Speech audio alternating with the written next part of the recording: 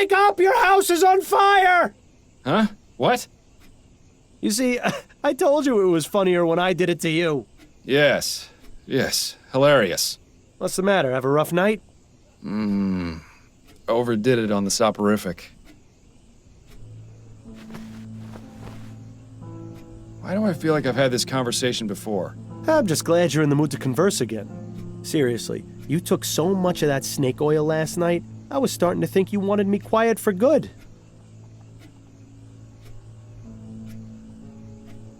It's no personal slight. I just need some quiet time, or I'll go insane. I get it. We all need our space. I know it's not easy, but there's really no need. Not easy. Bill, I've been hearing your voice since you died. You don't shut up unless I take that accursed medicine. I'd say that qualifies as a bit more than not easy. Yeah, well, how do you think I feel? You think I enjoy being trapped here, listening to you whine about how hard your life's become? You at least still have yours. If you're just as miserable, why don't you just go away and leave me in peace? Believe me, I wish I knew how. But the bottom fact is, you're stuck with me. So you can either keep living this way and ruin your life even more than you already have, or you can do as I've told you and try to figure out a way to let me move on.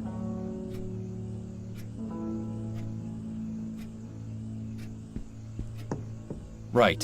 For the 1000th time, you want me to find the burglar from the flower shop. Yes, exactly. I still don't get how that's going to help. I've told you several times, although to be fair, if you actually listened to me, I'd still be alive. At any rate, you wouldn't have been in that situation in the first place if not for him. Once the criminal has been caught and is in custody, we'll both get what we want. Justice? More than that, you'll have that elusive thing you always wanted to give others. Closure. You do realize the trail's pretty much frozen at this point.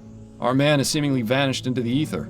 That's no excuse not to keep trying. I know the cases Upton's been giving you these past few months haven't been the most thrilling, but they've at least kept you active. So just keep at it. Something has to turn up eventually. Unless, of course, you want to wind up in Riverview Asylum. And if that happens, I'm really not going to keep quiet. Fine. Good man.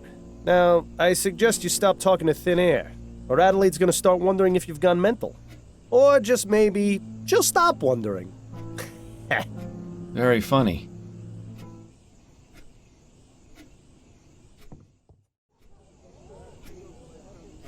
Don't worry, Miles. I don't watch when you and Adelaide are having your private time. It would be nice if you didn't spend the whole time humming. I thought you appreciated some romantic music. I always liked that self-portrait of Adelaide's mother, even if the eyes do always follow you around the room. That's a fun little apparatus Adelaide got you. Very soothing. Watching it spin long enough puts me right to sleep. I'd say that's really more the soporific's doing. Pretty, but I'm glad I don't have a sense of smell anymore. Wouldn't you say it's time for a change of clothes, Miles? You've been wearing that coat for who knows how long. So? Addie gave it to me. Besides, it gives me character. Right. Brooding detective in a long black coat. That's never been seen before. What are you talking about, Bill? Never mind. You should have let me be buried wearing my hat. At least it wouldn't be gathering dust like it is now. If I'd done that, it would be dust right now. Heh. Fair point.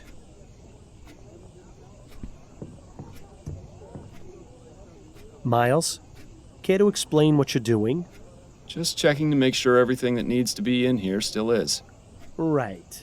If you start taking that stuff during the day, you're really going to have problems. Adelaide's mother certainly enjoyed pressing flowers. Do you suppose she does more of it now that she's retired? Ha, that poster brings back some memories. That's from around the time you two met, isn't it? Yes, back when Addie was singing at the Angel. It's admirable just how organized Adelaide is. Maybe someday the same can be said about you.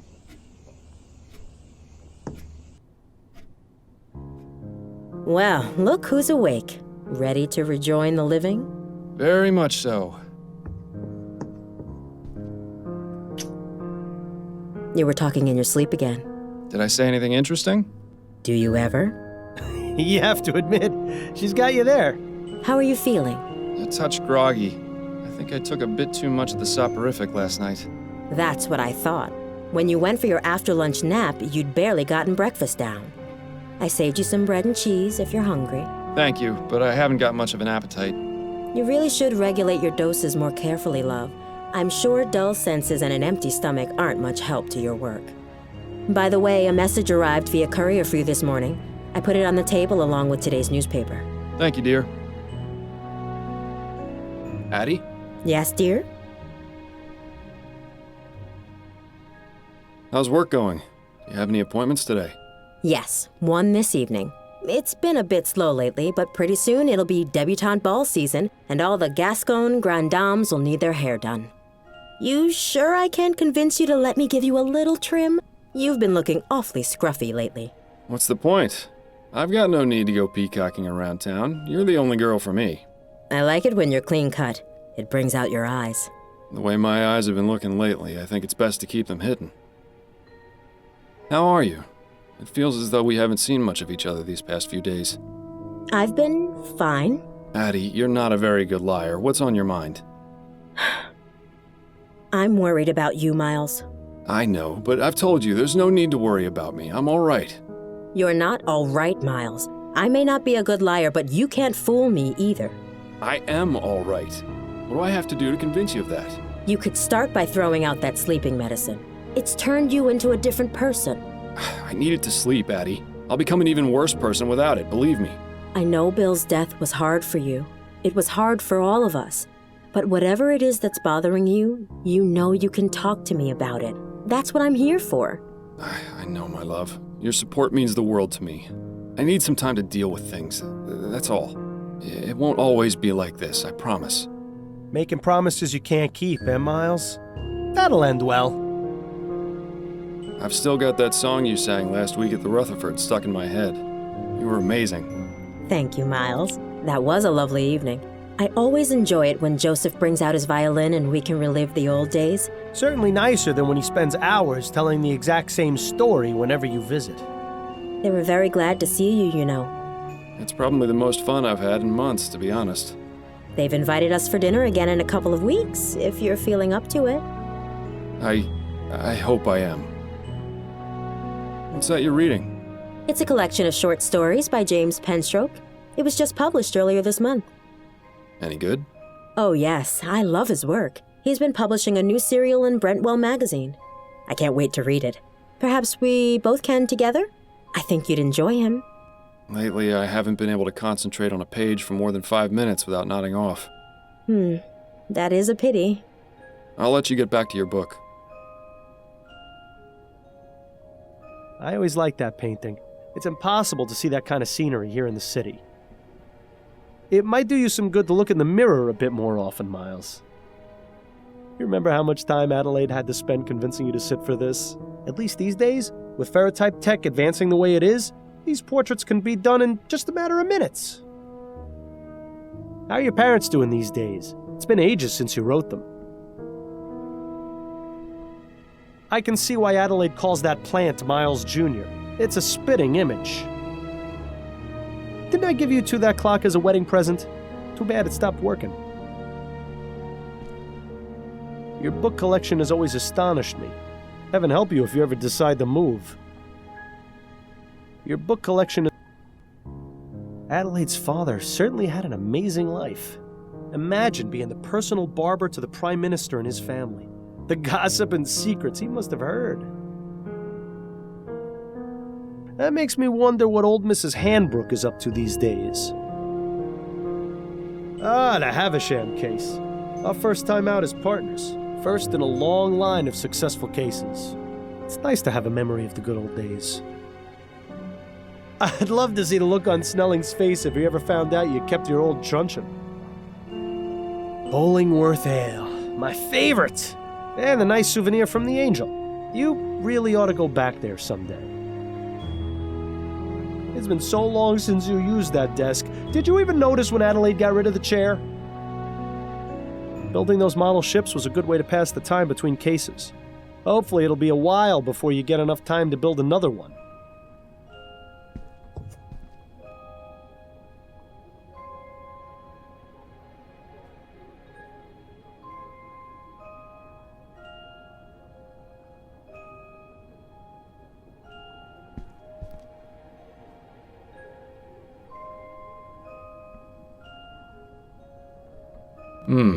Upton says she's got a big case for me.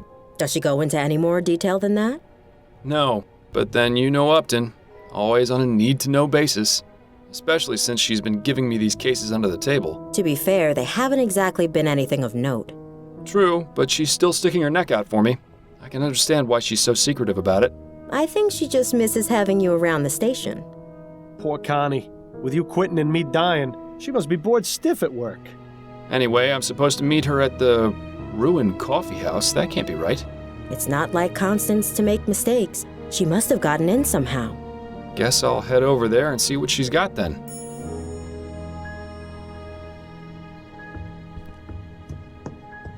I shouldn't be gone too long. Take care of yourself out there.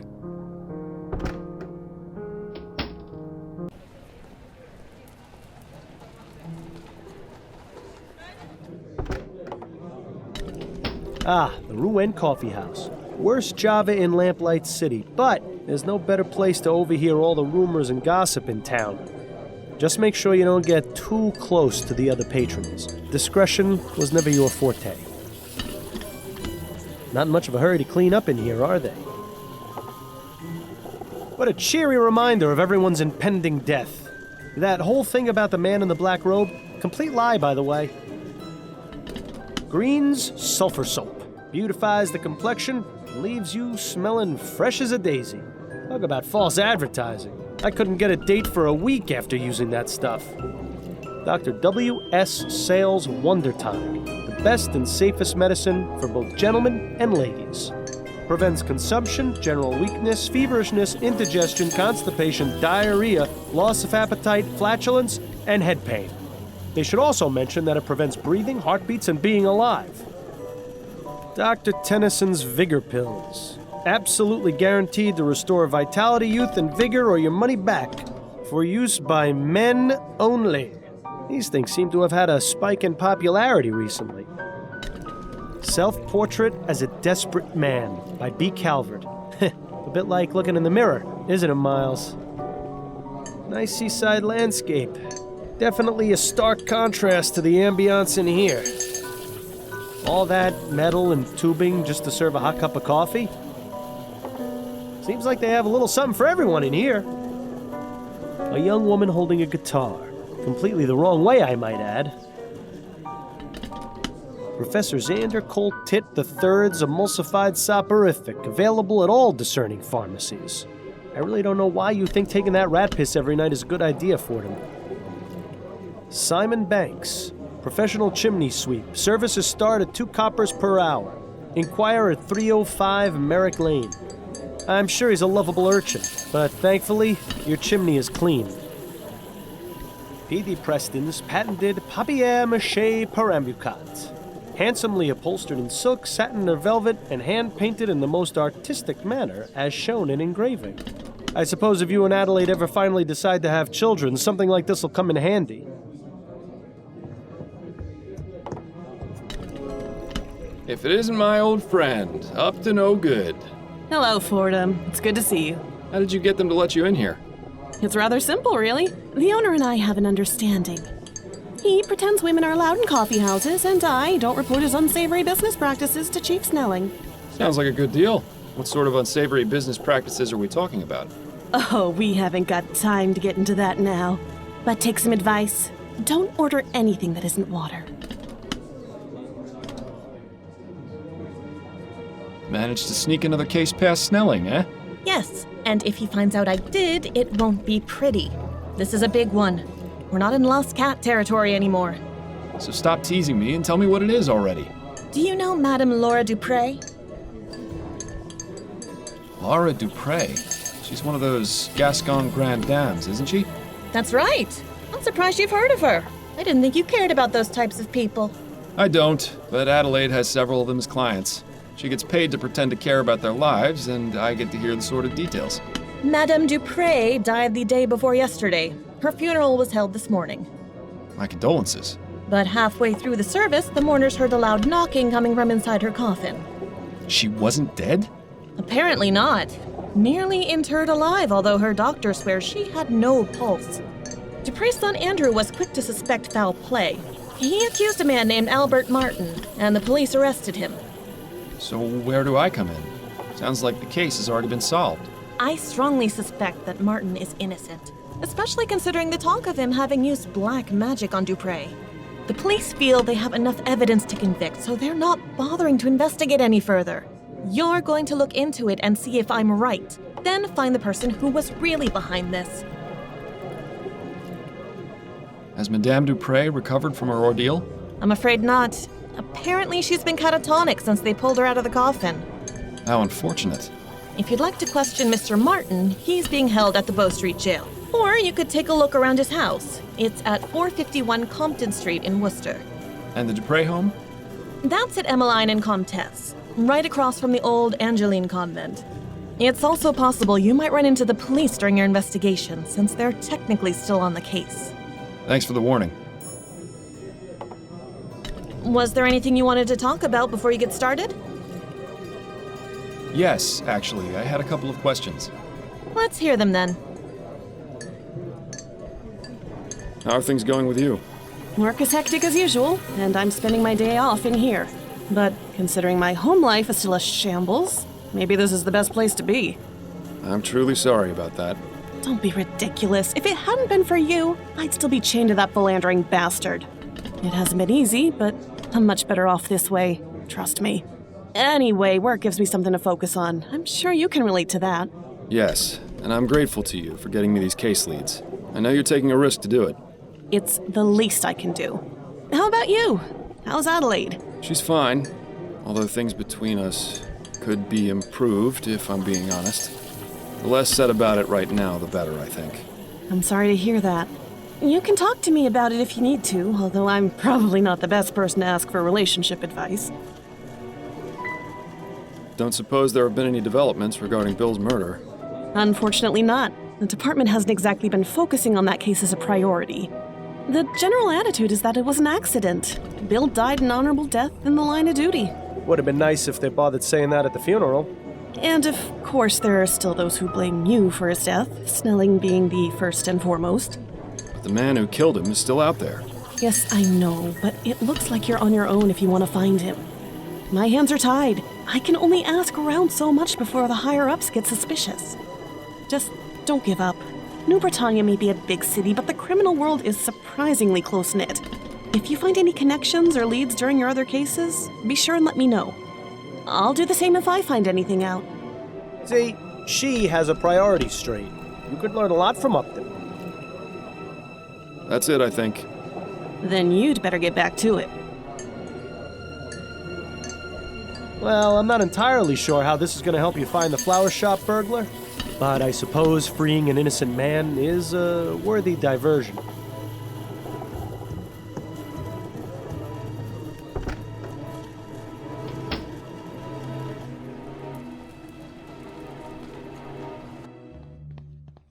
Fordham? Is that you? You look like something a cat spat up.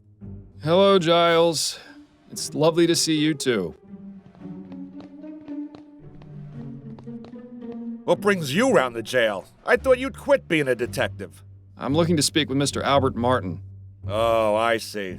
Well, that's him in the first cell there. I'd say what needs saying as quick as you can, though. He's headed for the gallows in the morning. What? Already? But what about a trial? No trial necessary when there's black magic involved. This little half-breed's already sealed his fate. Such a charming fellow, isn't he? He's watching you like a hawk. Looks liable to toss you in one of his cells if you try any funny business. Either crime is low, or the police aren't doing their jobs very well. Not much in the way of comfort. No bed or even a bucket. It's a good thing this place is meant for short stays.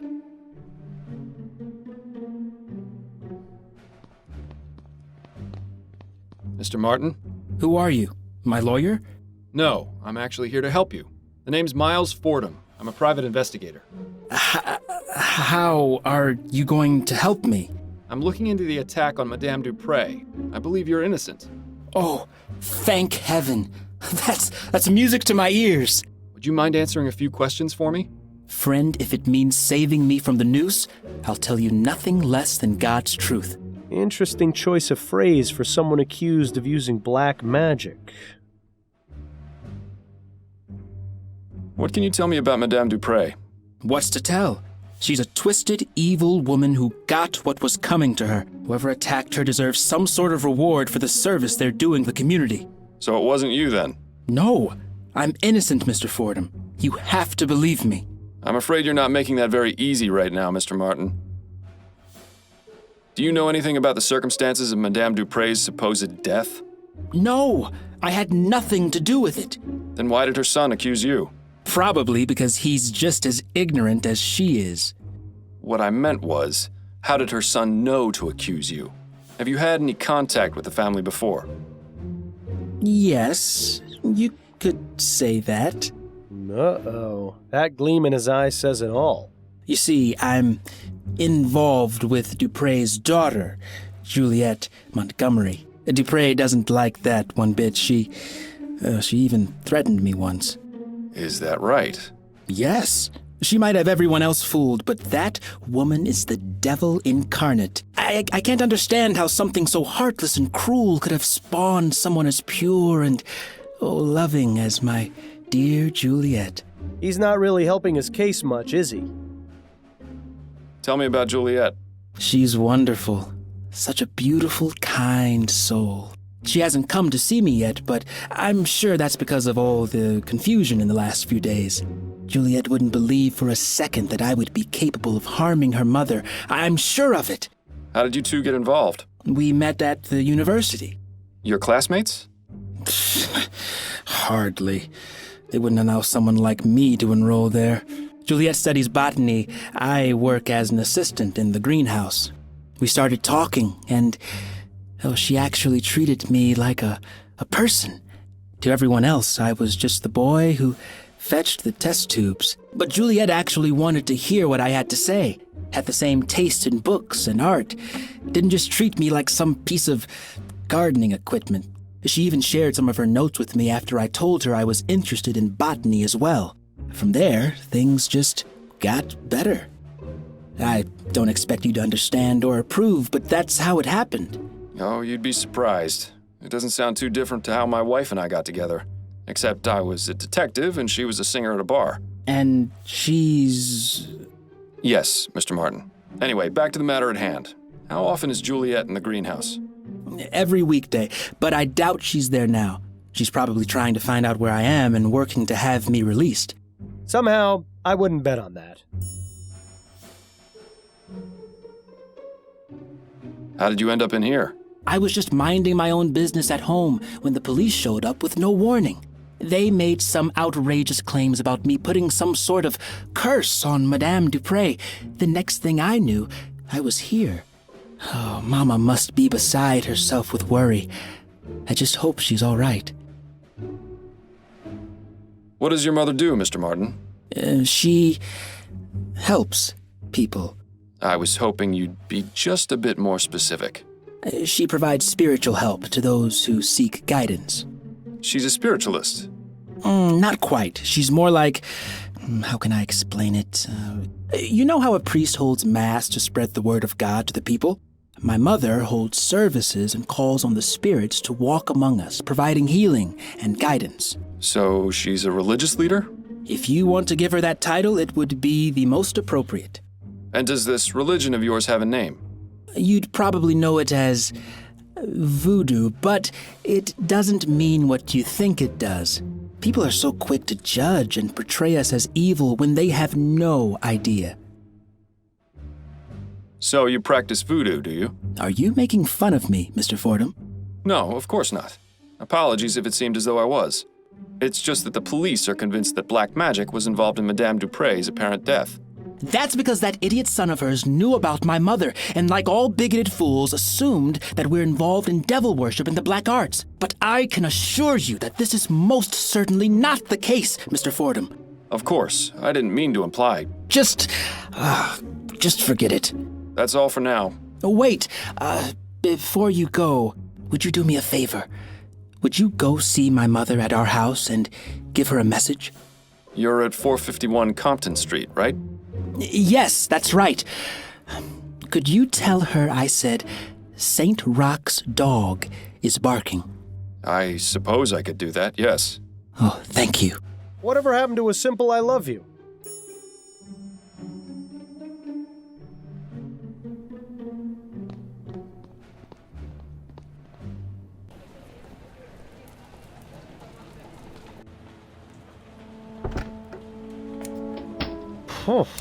It's as though we've journeyed to the tropics. I don't know how you can stand to keep that coat on in here. Pardon the disturbance, but are you Juliette Montgomery? I am. And you are? Miles Fordham. I'm a private investigator looking into the events surrounding your mother's attempted murder. Ah, of course. Have you got time to answer some questions? Yes, that shouldn't be a problem.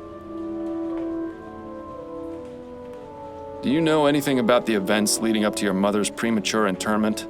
No, it was a complete shock. Mother seemed to be perfectly healthy and full of life. Then, without warning, she was dead. Or so we thought. I take it you were glad to be wrong?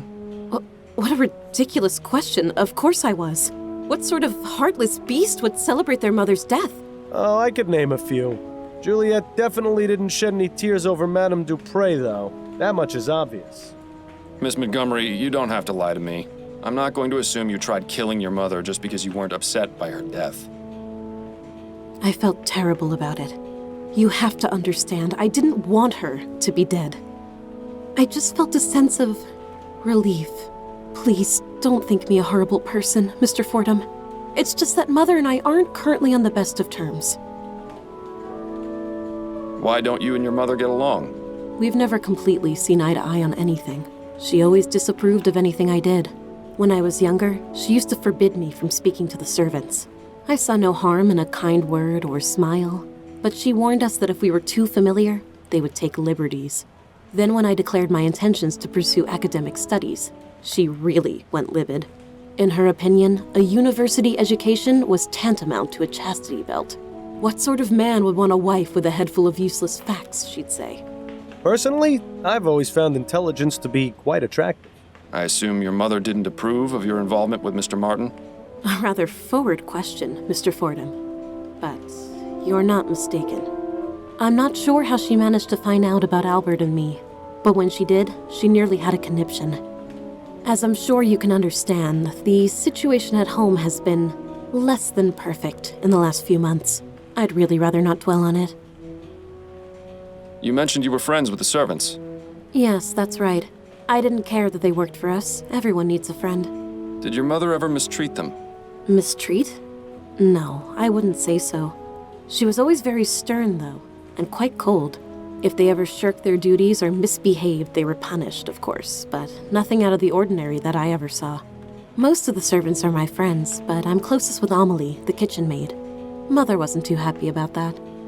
Amelie's been around as long as I can remember. She's like the aunt I never had. What can you tell me about Albert Martin? I'm not quite sure where to begin. Why not start by telling me what your relationship with him was? We met here at the greenhouse.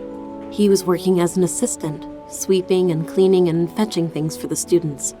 My focus was on academics, naturally. I wasn't too interested in romance. In fact, I've had to turn away nearly every single one of my classmates.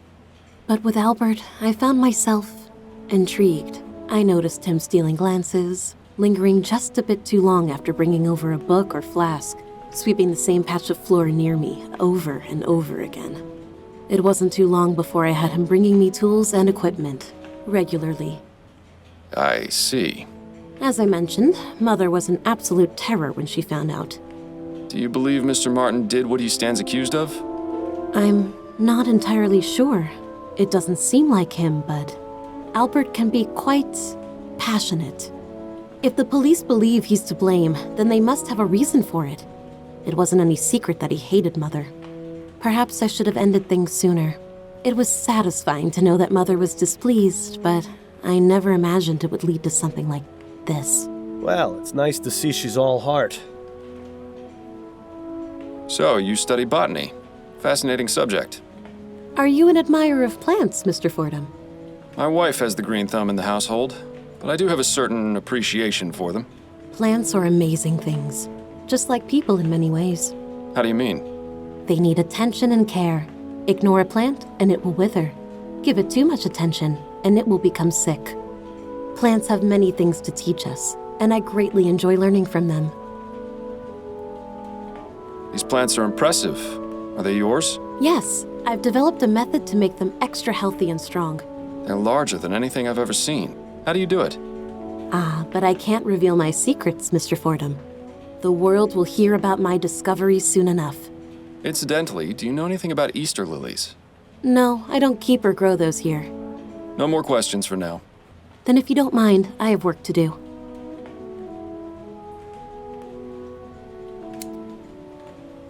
One of those cute little Japanese trees that are all the rage these days.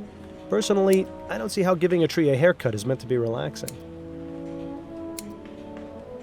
Quite the assortment of plants they keep in here. I wonder if they serve any purpose or are just meant to look pretty.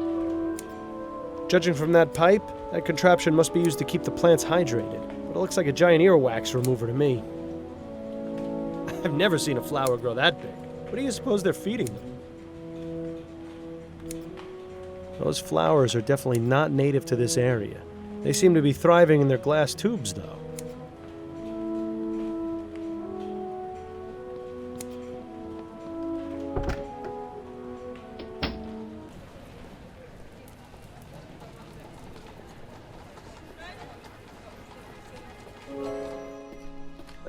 Compton Street. We're not too far from Restaurant Row. When's the last time you ate, anyway? Please, let's not add eating to the list of things to nag me about. One of Atwood's re-election posters, sorely lacking a mustache. Go on, Miles. Fix this grievous injustice. Not now, Bill. There are more important things to worry about. Spoil sport. I'm glad that Coulson still uses horses. I don't trust the new self-driving cabs. Considering how many eating establishments are in this neighborhood, the butcher picked a fantastic spot to set up shop. I do notice a distinct lack of stray cats in this neighborhood, though.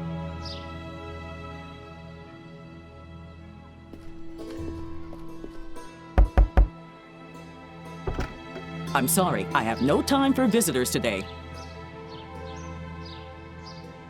You're Albert Martin's mother, aren't you? Who are you? Miles Fordham. I spoke with Albert, and he told me to give you a message. He said to tell you that St. Roch's dog is barking. Oh, I see. That's good, that's very good. You better come in, Mr. Fordham. Standing on the street just won't do.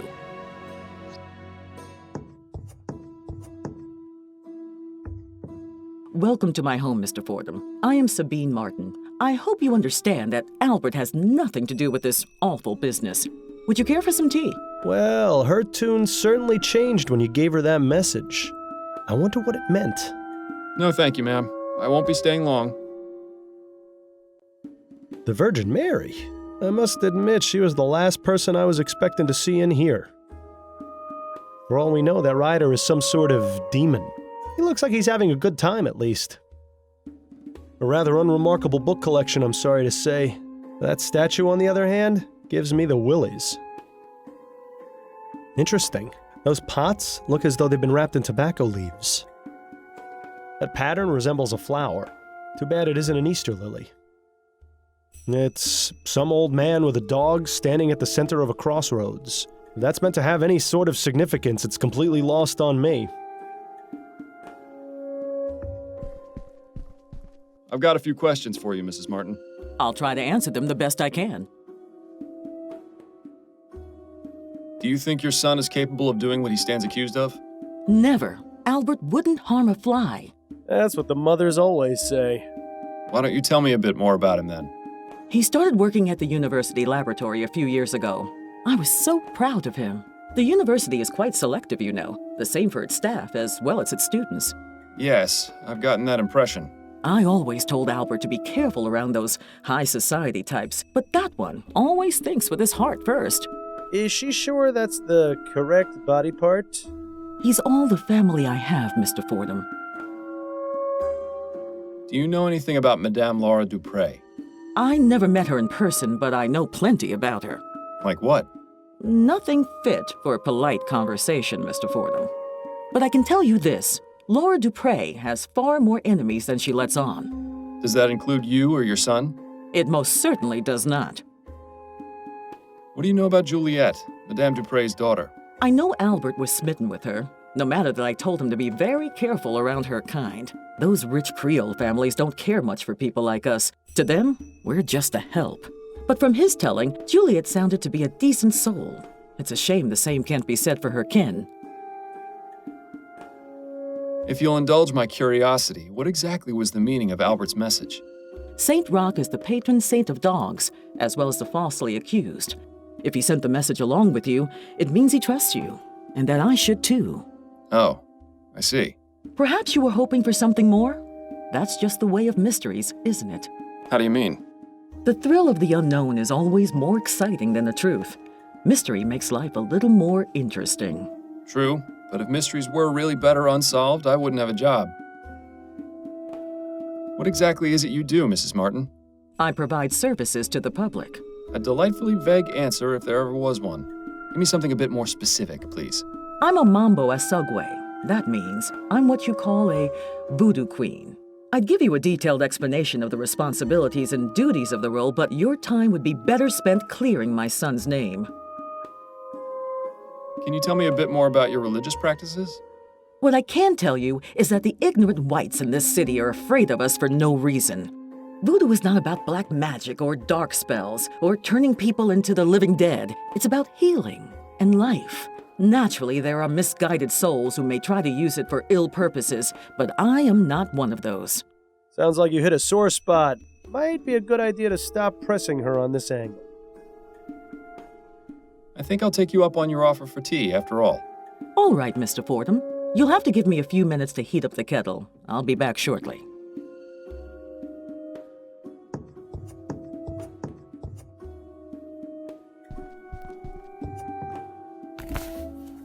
Amazing. Even more voodoo stuff back there. Why would she keep these particular items hidden from view? Good question. They obviously have some importance to her. I'd suggest asking, but I don't know if that's the best idea given how sensitive she seems to be about the subject.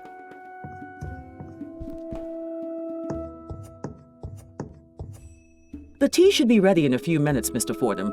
You can help yourself once it's done. You're very kind, Mrs. Martin. I've got a few questions for you, Mrs. Martin. I'll try to answer them the best I can. About that back room of yours. I beg your pardon? I don't know about this, Miles. Is this really a road you want to go down? Actually, never mind. I misspoke. Thank you for your help. My pleasure.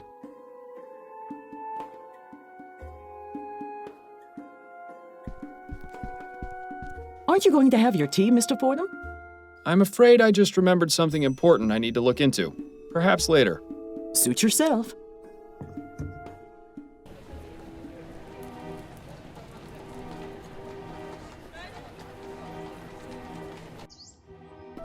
You are aware this is private property, sir? Yes, I'm Miles Fordham, private investigator. I'm looking into the incident involving Madame DuPrée. I assume this is she? You assume correctly, Mr. Fordham. My apologies, but I thought the police had already made an arrest. That's right, but there's still some doubt as to the man's guilt. May I ask your name, sir?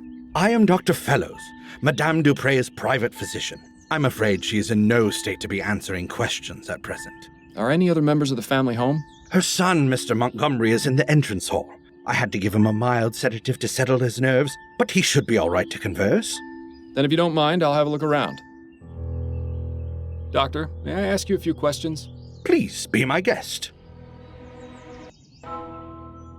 Tell me about Madame DuPrée. She is a great woman and a pillar of the community.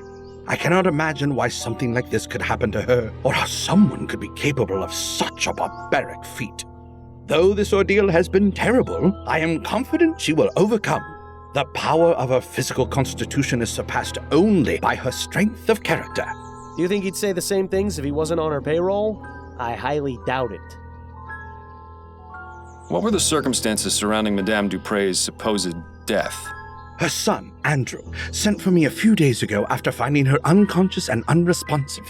As I was unable to detect a pulse or breath, I had no other recourse but to declare her deceased. I judged that Madame DuPrée had likely suffered a sudden cardiac arrest. It was most shocking to be proven wrong at a funeral. I can imagine. Where was the funeral held, by the way? St. Denis Cemetery. Madame DuPrée wished to be interred in the tomb of her father's family, name of Chesterton. Perhaps I'll go have a look. How long have you been Madame DuPrée's private physician? 5 years, and I've been practicing medicine for the past 30. I still spend a couple of days a week treating patients at Riverview Asylum. Oh, good. Maybe if you're lucky, he could be your doctor someday. 30 years is quite a long time. You must have seen some incredible advances in the field of medicine. I have, yes. I can only wonder how things will change with all this talk of ethericity. There's speculation it can be used to restore necrotic tissue and instantly heal broken bones, among other things. If you ask me, a good bloodletting will never go out of fashion. Did you examine Madame DuPrée after she reanimated? Of course. Physically, she appeared to be in fine health aside from minor dehydration. I found no marks or bruising on her body. Mentally is a different story, however. She's remained in an unresponsive state ever since. Do you have any opinions on what caused Madame DuPrée to appear dead? The most likely cause I can imagine is some sort of poison or toxin. What leads you to believe Madame DuPrée was poisoned? The symptoms she experienced were consistent with prior cases of poisoning I've studied. And didn't the young man arrested have ties to some kind of black magic cult? There have been reported cases of these practitioners using poisons to make people appear dead, then commanding them to do their bidding. I recall reading about a man in the West Indies who was given tetrodotoxin, that's the toxic secretion from a pufferfish, declared dead and buried. He appeared alive in his village some 20 years later. Doesn't that seem a bit far-fetched to you, Doctor? Facts are facts, Mr. Fordham. Surely someone in your line of work can appreciate that. Those are all the questions I've got for now. I hope I answered them adequately. This fountain probably looked nicer when it was working, but right now it's just a breeding ground for mosquitoes. With her vast sums of wealth, Madame DuPrée could probably feed a starving family for the next 30 years. Instead, she uses the money to keep her hedges trimmed.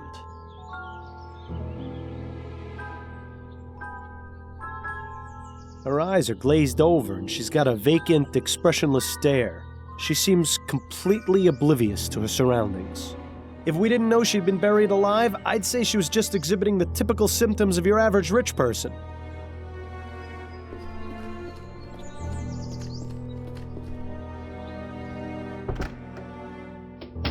Oh, hello. Are you the new servant? No, I'm Miles Fordham. I'm a private investigator looking into your mother's attempted murder. How did you know I was her son?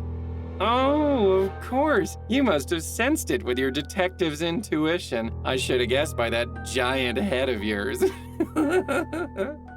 Are you feeling all right, Mr. Montgomery? Yes, I'm fine. Much better than when those pesky police officers were snooping around earlier. But I like you, Mr. Fordham. I can already tell you're not like them at all. Please, call me Andrew. Yes, well, I'll have a look around and I may need to ask you some questions. Do you think you can handle that? I can. In fact, I really look forward to it. If the good doctor gave him a mild sedative, I'd hate to see what the stuff you take would have done to him. But a beautiful parrot. Must have cost the DuPrées a cool copper. Do you suppose that's for the bird? Or perhaps so the DuPrée family members can get a good look at themselves on the way out of the house? DuPrée looks like she's holding on to that poor bastard for dear life.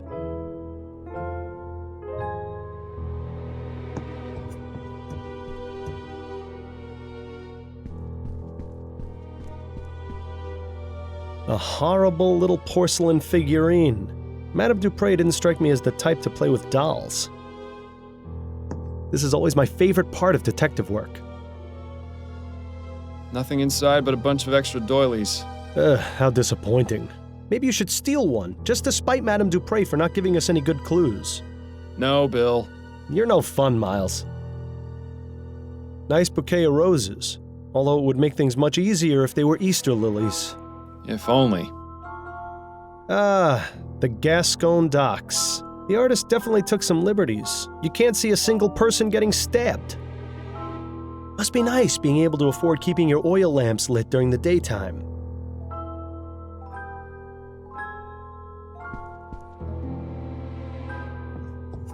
Goodness, someone went overboard with the flowers. This brings back some memories, doesn't it? Ones I'd rather forget.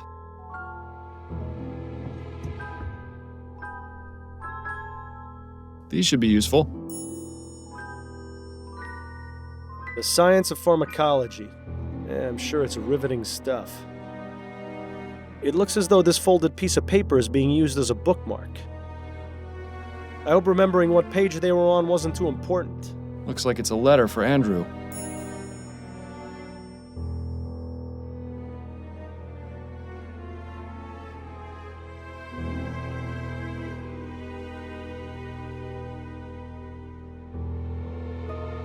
Dr. Tennyson's Vigor Pills.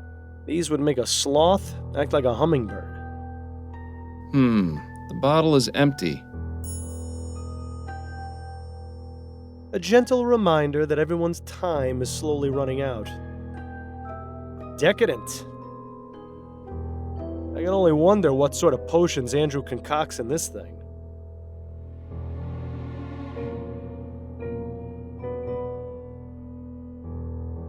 Is this really the best that medical science has to offer? What in the ether is that thing supposed to be? Actually, I'd rather not know.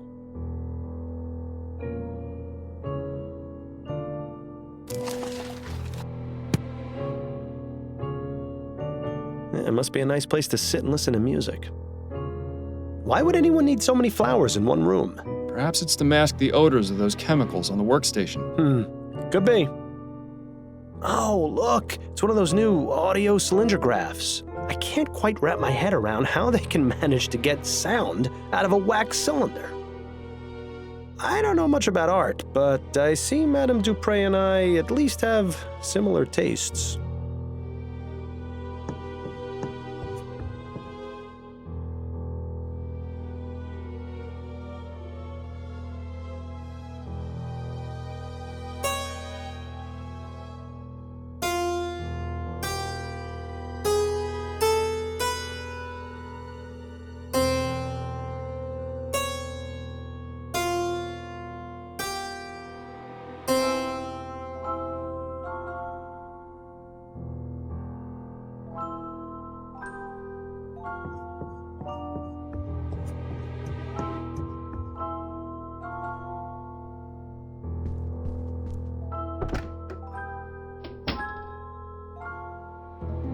I've never seen so many beauty products together in one place. Doesn't look like they get used much, though.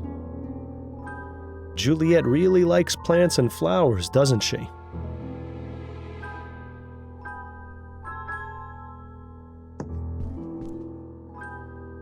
Locked. I suppose I shouldn't be surprised.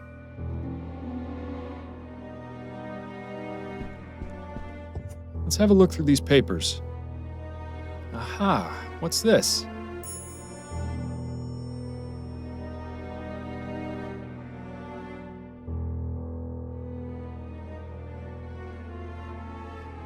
So, Juliette is renting a room in the Chum. That's certainly interesting. I can't wait to see what sort of dirty secrets she's got hidden away in there.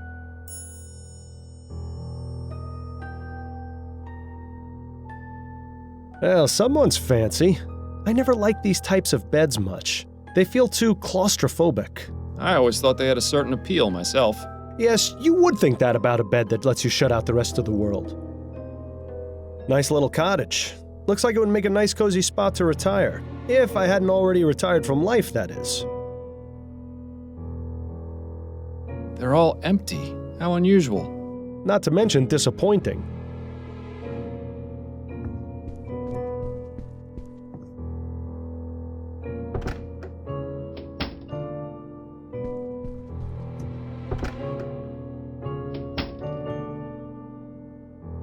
A much younger Madame DuPrée. I suppose that's a nice alternative to a mirror. That's an old uniform, from the turn of the century by the look of it. This must be Madame DuPrée's first husband. Kinda strange that she'd still keep his portrait in the bedroom. Ooh, a fainting couch. You know, I always wanted one of these, but I never fainted enough to justify buying one.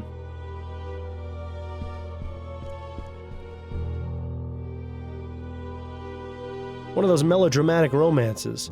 I read it a while back, and I couldn't tell you a thing about it. Now that one sounds interesting. I was always a fan of Bedletter's short stories. Choice and Consequence. Who in their right mind would write a book about that? I don't even want to know what that one's about. I read that one last year. If you ever wanted to know the intimate details of a buffalo's anatomy, I highly recommend it. Doesn't appear to be very brief if there's 2 volumes of it. Wonder if anyone outside the family would find this even remotely interesting.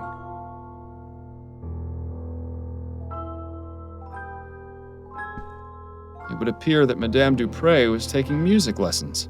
Her current predicament has probably put an end to that venture, though. Seems Madame DuPrée fancies herself a poet.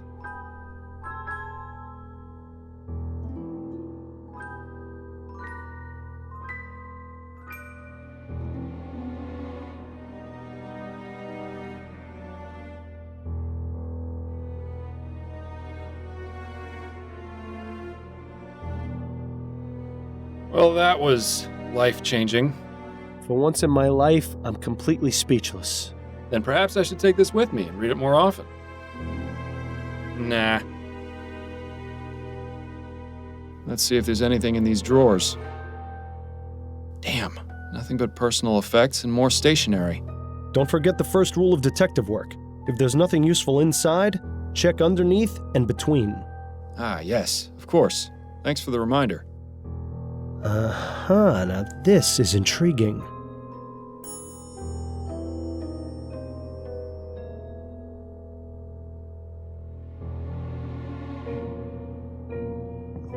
You've got some huge bags under your eyes, Miles.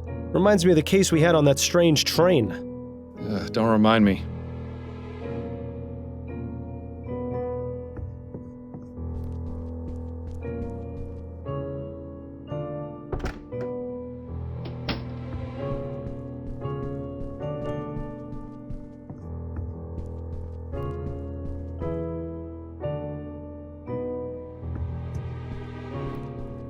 I have some questions for you. Oh, goody. What can you tell me about Madame DuPrée? She came back from the dead. I couldn't believe it. My mother, resurrected, just like Jesus. Yes. I heard you're the one who accused Mr. Martin of the crime. Oh, no, I already talked to the police about that. I don't want to think about it right now. How do you typically spend your days, Mr. Montgomery? What are your interests? Oh, a little of this and a little of that. Nothing as exciting as what you do, I'm sure. Ooh, tell me, do most bad people start crying when you catch them? I'll bet it's a laugh riot to see them sobbing away. No, Mr. Montgomery, most of them don't. Well, that's a real shame, isn't it? What can you tell me about your sister, Juliette? I'm reminded of a famous quote, Mr. Fordham. Parting is such sweet sorrow. Let us part on good terms and avoid the subject altogether, please. I found this bottle of pills upstairs. Are they yours? Yes, I take those from time to time when I'm feeling tired. You seem to be out. Yes, that is a pity. Where do you usually acquire them? Oh, they're available by mail order only. I'll have to remember to request some later. That's a rather exotic bird you've got. I like looking at him. He has such pretty colors, doesn't he? That he does. You know, I've always wondered what he might taste like. Is that bad, do you think?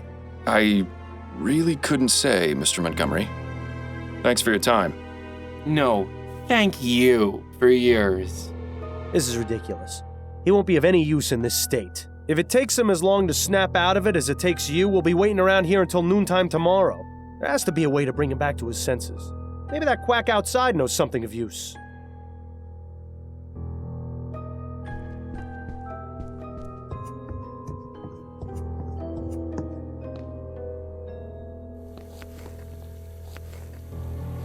Certainly no shortage of bowls or food preparation items around here.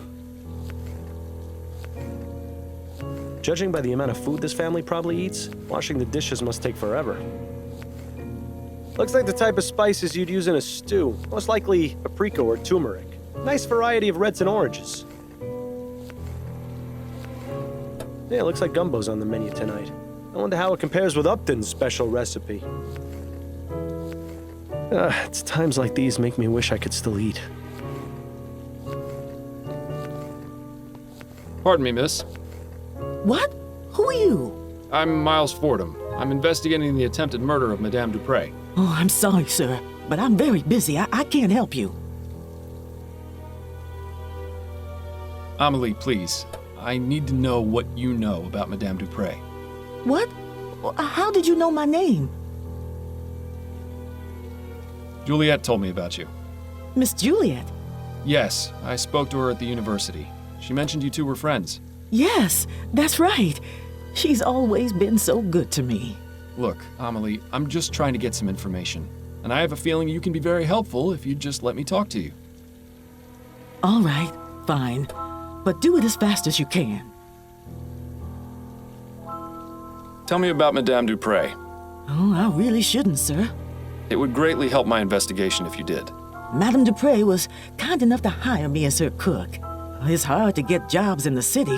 Lots of people want their servants to use those new machines. My sister's brother-in-law got half his leg blown off by one of those new ovens. He's lucky he wasn't killed. So I'm plenty happy working here doing real people's work. But Madam can be difficult sometimes. Difficult? What do you mean by that? No, I said enough. What do you know about Madame DuPrée's supposed death? All I can tell you is that whoever did it really hated her. Do you know Albert Martin, the man accused of the crime? No, I'm sorry. What can you tell me about Andrew? He ain't so bad. Kinda spoiled, but he mostly cleans up after himself. Has a whole private part of the house, but I think he only uses one room. Better for me, way less to clean. What do you know about Juliette? She was always so kind to me and the others, but her mother don't like that one bit. Still, she sneaks down into the kitchen to keep me company some nights.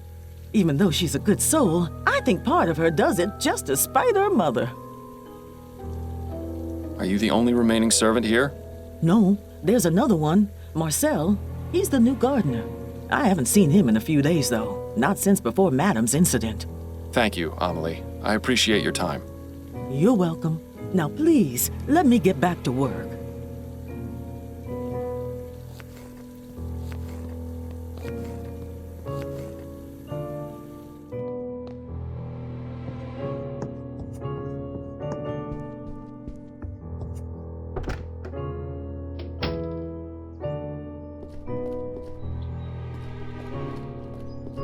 Doctor, may I ask you a few questions? Please be my guest. May I ask exactly what kind of sedative you gave Andrew? A simple tincture of laudanum. It's what I give all my nervous patients. He seems a bit out of sorts. Hot? Meat kettle. It can have that effect, but it usually wears off in half a day or so. Is there a way to bring him out of his condition sooner? A stimulant would have the opposite effect, but I wouldn't recommend mixing the two. It could have potentially harmful effects on his heart. Oh, of course. I wasn't planning on doing anything of the sort. I was just curious. It's cute how you act like you have no experience in these matters. It's almost convincing. Those are all the questions I've got for now. I hope I answered them adequately.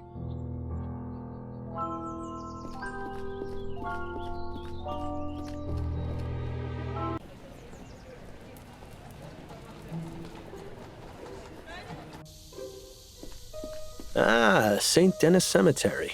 Best view in the city. It's just a shame none of the residents can enjoy it. I think I'm buried around here somewhere. Wonder how the old gravestone is doing these days. Looks like people have left markings and offerings in front of this tomb. You may think it's a silly superstition, but I wish you'd leave a bottle of Bollingworth at my grave every now and then. This just goes to show you can't take it with you, so you might as well spend it all on a giant tomb. If only that police officer wasn't guarding the tomb, you could go in there and raid it to your heart's content.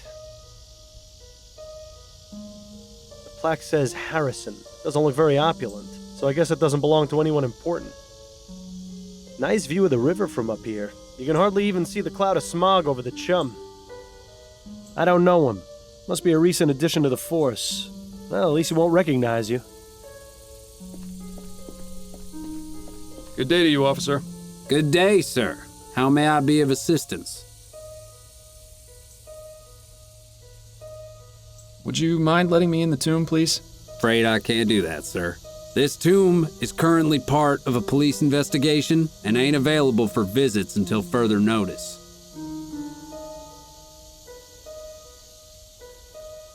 But it's my dearly departed Aunt Hester's birthday today, and I always bring her flowers. I'm sorry, sir, but I've got my orders. Come back in a few days. I can assure you, your aunt won't have gone anywhere. Good day to you, officer. Afraid I ain't got time for idle chat, sir.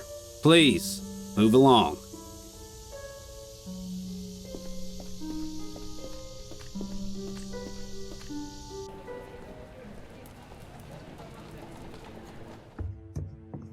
Egad! Is this someone's room or a jungle? Quite a fascinating array of plants in here, not to mention the machinery on the table. Seems like Juliette is very interested in getting extra credit. I wonder what sort of fertilizer or growth tonic these plants are getting. Whatever it is, it's definitely working. That's quite the book collection. It almost puts Adelaide's to shame. All impeccably cataloged and organized as well, which makes the two missing volumes stand out even more. Those are the most vibrant flowers we've seen in a while. I bet they smell extra strong. Yes, they certainly do. It's a good thing you're the one with the nose. This plant makes Miles Jr. look like a single blade of grass. They appear to be scientific scribblings. I can't make heads nor tails of them. That makes two of us. They appear to be... That makes two of us.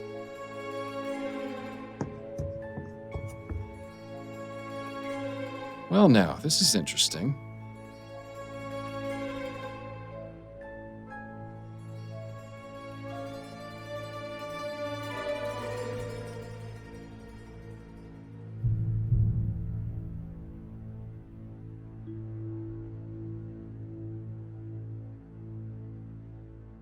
Just a bunch of technical nonsense. I can't understand a word of it. Etheric pressure. What a bunch of nonsense. They're just doing what flies do best. I have no idea nor desire to know what purpose that thing has.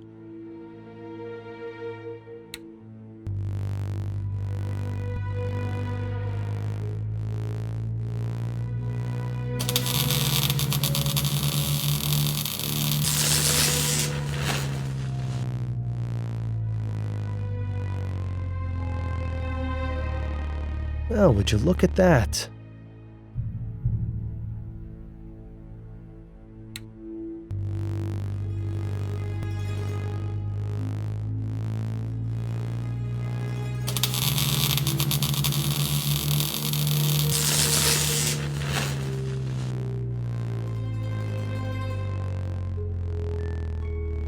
They're just doing what flies do best.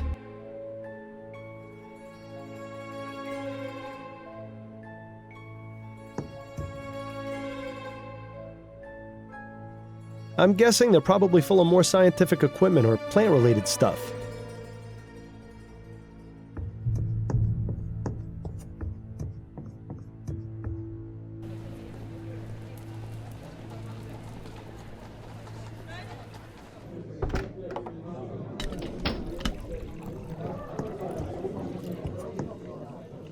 Can we talk? Go on, I'm listening. I wanted to go over the case with you. Okay, what have you got? What do you know about Madame DuPrée? Only what I've read about her in the paper. She's been married thrice, which I can empathize with, and she's extremely rich, which I can't. What makes you think this Martin fellow is innocent? The fact that the only evidence is the word of DuPrée's son. I've seen this sort of thing thousands of times, and I'm sure you did too. They're just looking for a scapegoat. You're the only person I know who can put it right. Upton's intentions are noble. but she has to realize this is just a drop in the ocean. I seem to have hit a roadblock. There's an officer posted at DuPré's family tomb, and he won't let me in. Makes sense. Who's the officer? I've never seen him before. He's young, has a small scar over his left eye, and a distinct Dixie accent. Ah, yes, that would be Officer Grant. He's only been with the department for about 2 months. I don't know a lot about him, but he's already got the reputation for being the type of policeman who'd go out of his way to help old ladies cross the street. Typical Southern gentleman, it seems. Perhaps you can use that to your advantage? Madame DuPré's son isn't being very helpful. Is he refusing to talk? More like incapable. The family doctor has him pretty well drugged to the gills. I need to find some way to perk him up. Well, we are in a coffee house. I have a feeling it will take something a touch more powerful than coffee. That's enough about the case for now. Okay. That's it, I think. Then you'd better get back to it.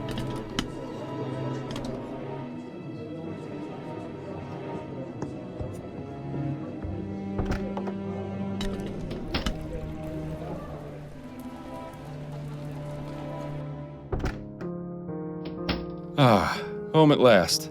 It's good to have you back. So what's this big case Upton's got you on? Another missing pet? If only. A Gascon Grand Dame was attacked and almost interred alive.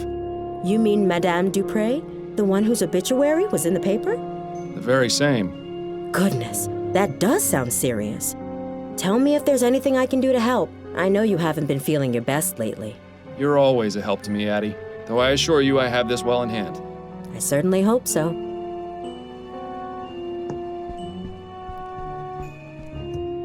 Addie? Yes, dear?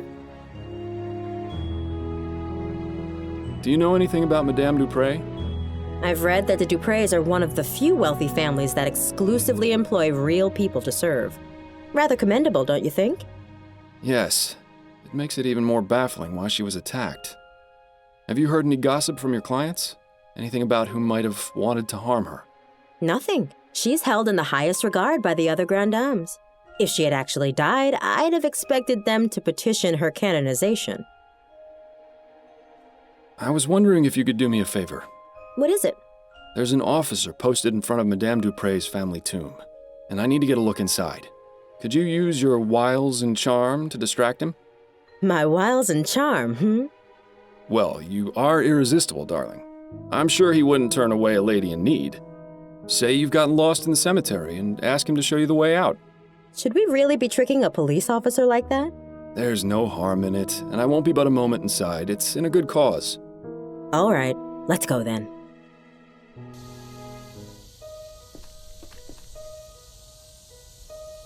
Excuse me, officer. I was wondering if you could help me?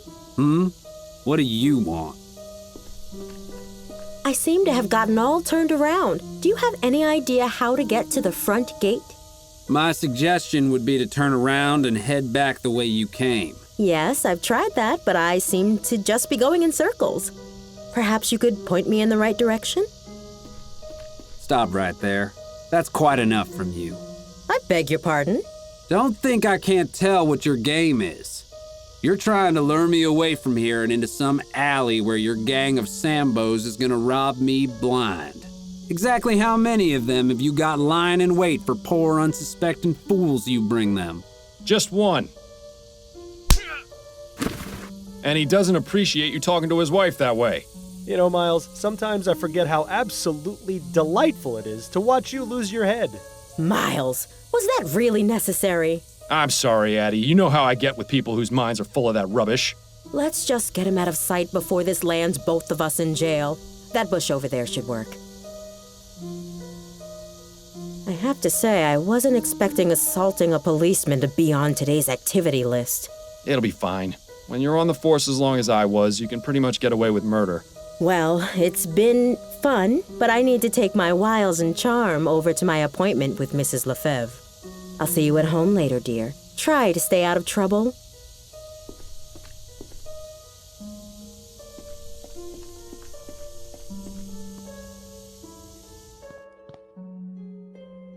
That nest is full of eggs, but where's the mother bird? Perhaps she abandoned it. Always assuming the worst, aren't you, Miles? That nest. Perhaps she had... Always a... What a dramatic statue. I'm rather surprised no one has defaced it. Hang on. You don't suppose this is... Surprise, surprise! A hidden compartment with a stash of pills inside. Seems Mr. Montgomery has a little business on the side.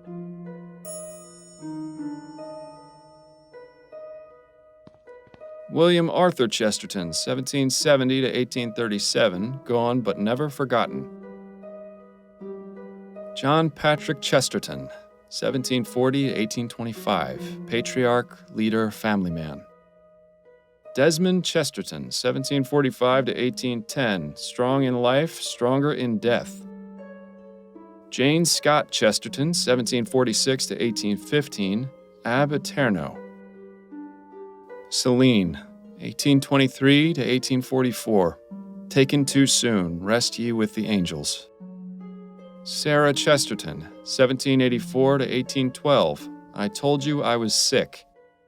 Dale Chesterton, 1795 to 1843, a good man, rest in peace. Douglas Chesterton, 1791 to 1840, good riddance. This must be what was going to be Madame DuPrée's final resting place. I don't see anything inside. What, were you expecting a note from her attacker?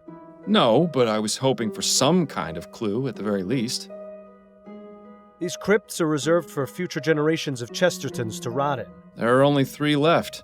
Then let's hope the Chestertons aren't opposed to spending eternity cozied up to one another.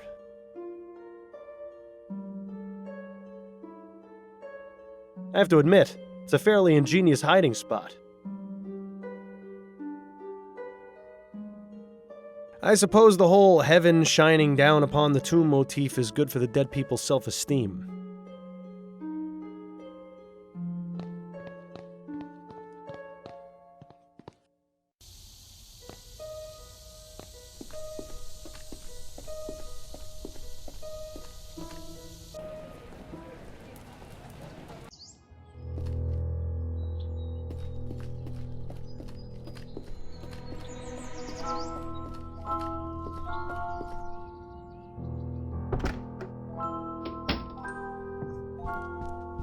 I have some questions for you. Oh, goody. You'll never believe what I found in your family's tomb. Oh? Was it a ghost? No, it was these vigor pills. You wouldn't happen to know how they got there, would you? I see you really are good at your job, aren't you, Mr. Fordham? Look, Andrew, I'm in no mood for games.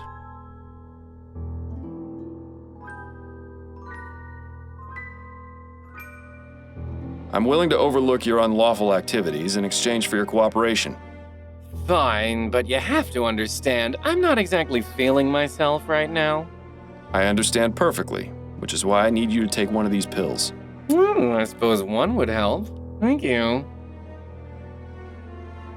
My goodness, I always forget how fast those pills work. My heart is racing. You said you had questions, didn't you? Well, go on, ask them already. We mustn't waste any more time. Well, that seems to have done the trick. I just hope we haven't doomed him to a heart attack. What can you tell me about Madame DuPrée? I can't believe anyone would be so cruel as to do what that wretched bastard Martin did to her. Mother is kind and generous, and everyone loves her. She's even good enough to hire actual people to do the housework. Not many wealthy families do that, you know. They just use automated machines or hire servants to operate the manual ones. How do you typically spend your days, Mr. Montgomery? What are your interests? I study pharmacology at the university. I'll be graduating next year if all goes well. I just hope Mother has recovered enough by then to understand what's going on. She and Jean were so proud of me when I started university. I'd be so disappointed if she couldn't see me finish. I take it Jean is your stepfather. He is. Mother married him 5 years after my father died of consumption. My condolences. Do you have a good relationship with him? Not terribly. Truth is, I hardly ever see him. In fact, before the funeral, I hadn't seen him at all this month. Where is he now? I don't know for certain, but it seems likely he's at his hunting cabin. His hunting cabin. Yes, he often goes there. It's his way of leaving polite society behind and spending time with his thoughts. Considering what Mother just went through, well, I would guess that's where he's gone. Although, to be honest, I don't know why he's not here with Mother in her time of need. Why do people run away from their problems instead of facing them? Why, Miles? Do you know where this cabin is? Afraid not. I don't share his passions, so I never cared much to accompany him on his outings. What can you tell me about your sister, Juliette? Juliette, smart as a whip and just as forgiving. She's a fighter, that one. Despite being the only woman in her class, she's managed to rank at the top. Impressive. I only wish Mother was more accepting of Juliette going to university. But you don't want to hear about boring family matters, I'm sure. Oh, but family matters are my favorite. It's always so reassuring to know how much worse off everyone else is. What exactly were the circumstances leading up to your mother's supposed death? A few days ago, I arrived home from school and found her collapsed on the floor. She wasn't breathing, so I immediately contacted Dr. Fellows. He examined her and pronounced her dead. We were all completely shocked. I was devastated. She'd been in fine health. In fact, she'd just been out riding that morning. You can imagine our surprise at the funeral when she sprang back to life. What's your relationship with the servants like? Relationship? I don't have one with them. They're servants. Mother always made it clear that they weren't part of the family, just help. We've only got 2 on staff right now, though, the kitchen girl and the gardener. How is it you know Albert Martin? He works at the greenhouse where my sister Juliette does her research. The 2 of them were involved romantically, and Mother didn't like that at all. I heard their fights. They were ghastly. What exactly made you suspect he was the one responsible for what happened to your mother? Well, I mean, it's obvious, isn't it? His mother's a notorious voodoo witch. Those people do all sorts of awful things to our kind. It's all out of spite, you know. He knew Mother disapproved of his relationship with Juliette, so he plotted to get rid of her. So, you're running some kind of pill business on the side? I'm providing a service, Mr. Fordham. Not everyone in this life is as lucky as I am. People pay top crown for luxuries like airship tickets and social club memberships. Medicine should be affordable to all. Dr. Tennyson has a patent on the energy pill formula and thus a monopoly on the market. That means he can charge whatever he wants. Students use these kinds of pills all the time, you know. Academic rigors can be overwhelming, and concentrating can be difficult without help sometimes. I've got the skills and the equipment. If I can replicate the formula, help my fellow students, and sell them at a much more reasonable price, why shouldn't I? There's the fact that what you're doing is illegal. Oh, you're starting to sound just like Mother. And just because it's illegal doesn't mean it's immoral. I can think of plenty of examples where the opposite is true. You're probably the most altruistic person I've met all month. The sad part is it's true. That's a rather exotic bird you've got. Yes, Ray is nice when he's quiet. But get him started and it's tough to shut him up. Who trained him? I think he already knew some phrases when Mother bought him. She's managed to teach him a few new ones, though. Thanks for your time. My pleasure.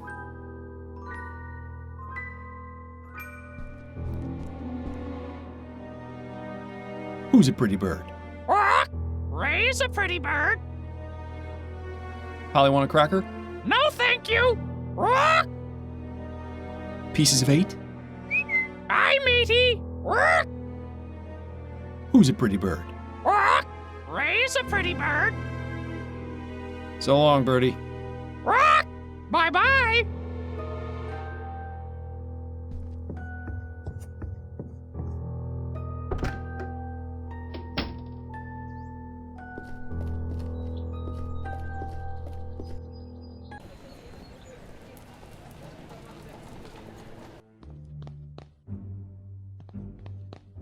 Could I ask you some more questions, Mr. Martin? It's not like I'm going anywhere. Albert, did you hate Madame DuPrée? The woman is cruel, sadistic, and bigoted. when she found out about my relationship with Juliette, she sent me a letter threatening to have me killed if I got near her house or her daughter. So yes, Mr. Fordham, I hated her, but even so, I love her daughter. I wouldn't be so cruel as to take Juliette's mother away from her, even if she hated her too. I beg your pardon? Juliette and her mother didn't get along at all. I never asked why, but it was obvious there was something going on. Intriguing. That's all for now.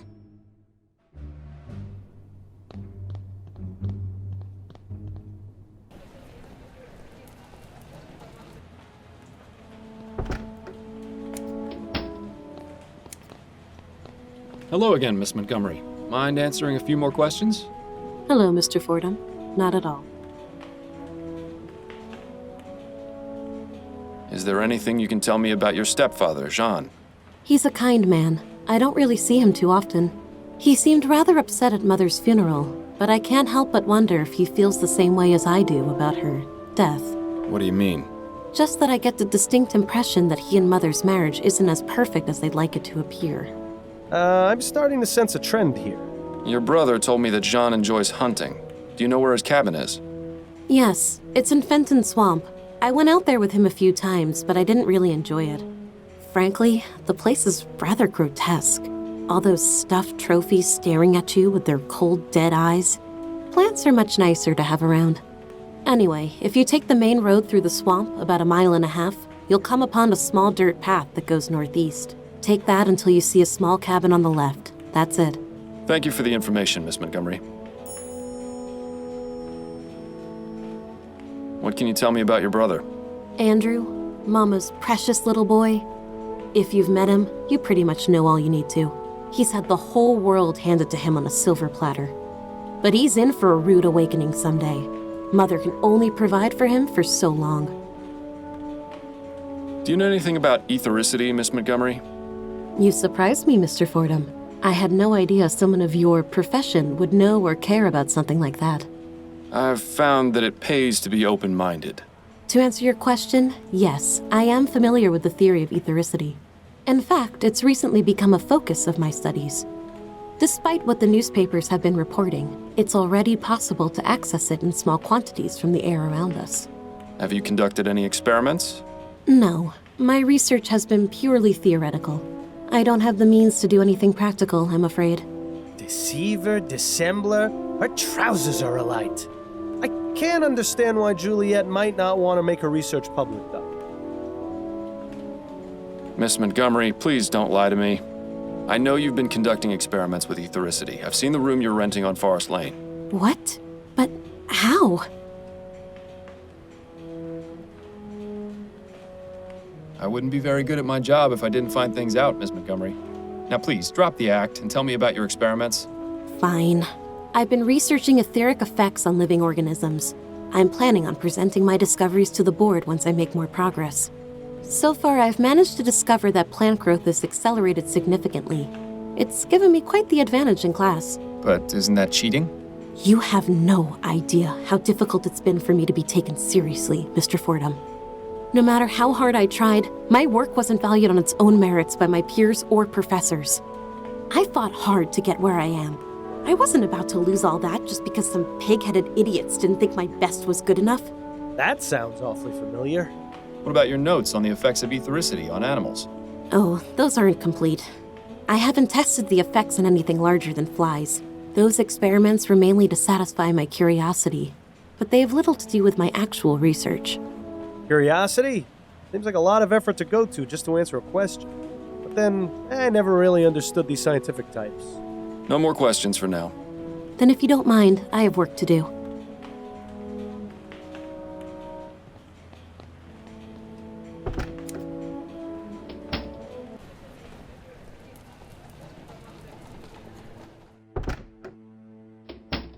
Hello?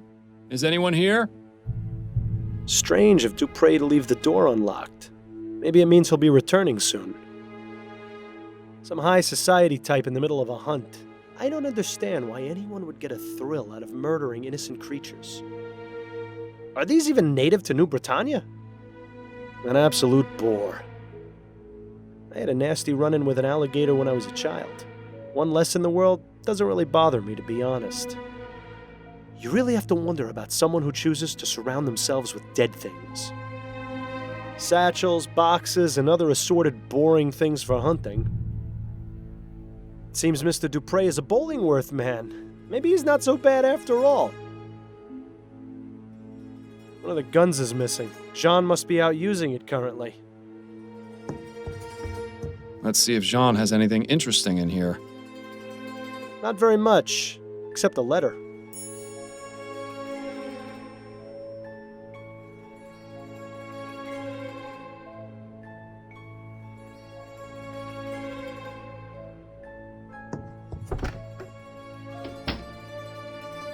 Who the hell are you? What are you doing in my cabin? Jean DuPrée, I presume? Yes, that's right. Who are you? Miles Fordham, private investigator. I'm looking into the attempted murder of your wife. Oh, yes. Yes, of course. Forgive my rudeness, but you startled me. Perfectly understandable, Mr. DuPrée. This is a man whose bark is most definitely worse than his bite.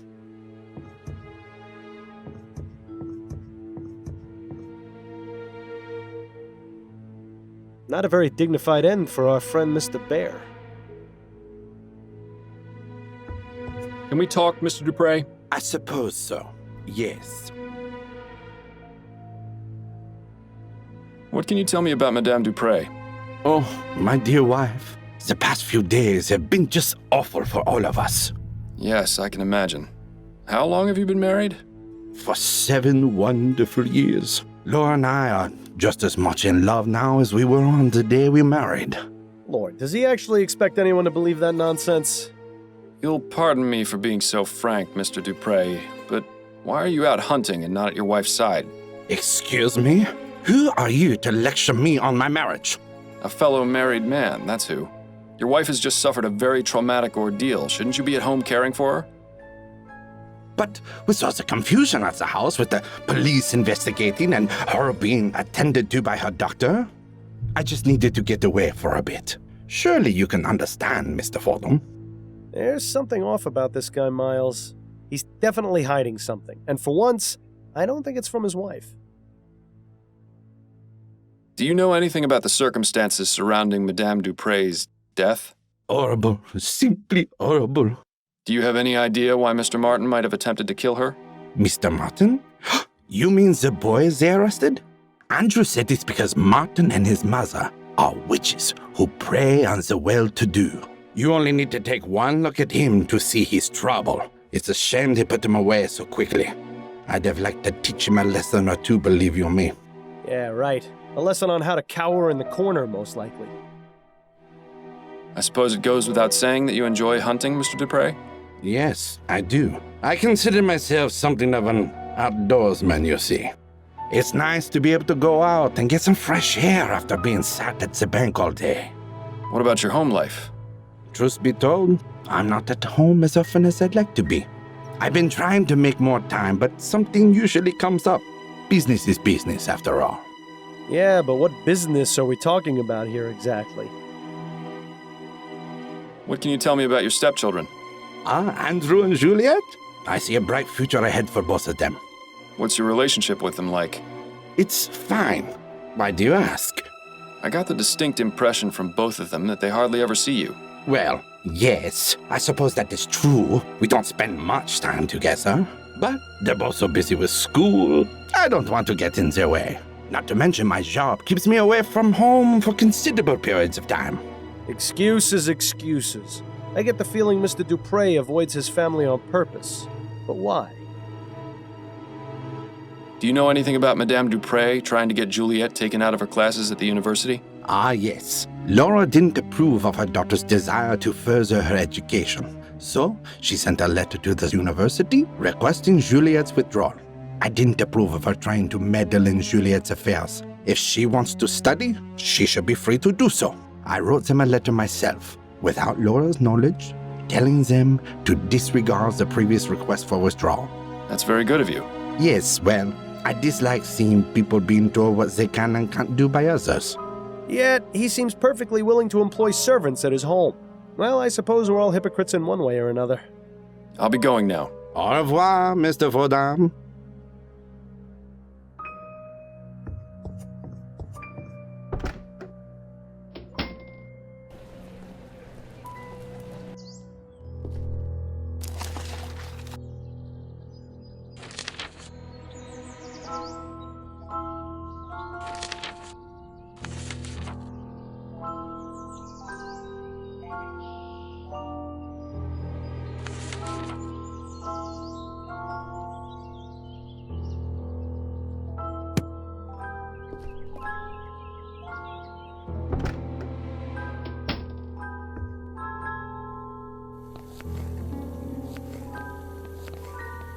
Amelie? Yes? What is it? We mustn't be seen talking. Anything you can tell me about John? I hardly ever see him, only at dinner. He's scared of Madam, and so he finds any reason to get out of the house and stay away as long as he can. Scared of her? Oh, it's true.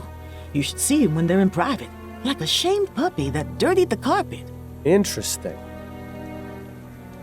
Do you have any idea why Jean is so afraid of Madame DuPrée? If he's seen the same things we have, then yes. What kind of things? No, I spoke out of turn. Forget I said anything. Amelie, listen to me. A potentially innocent man's life is on the line. If I don't find out who attacked Madame DuPrée, he's as good as dead. So if there are any facts or details you know that I don't, you need to tell me. I can't. You can. I'm not with the police. If Madame DuPrée did something wrong, I'm not going to look the other way. Trust me, I'm on your side. Madam beats the servants. I think she even does it for fun.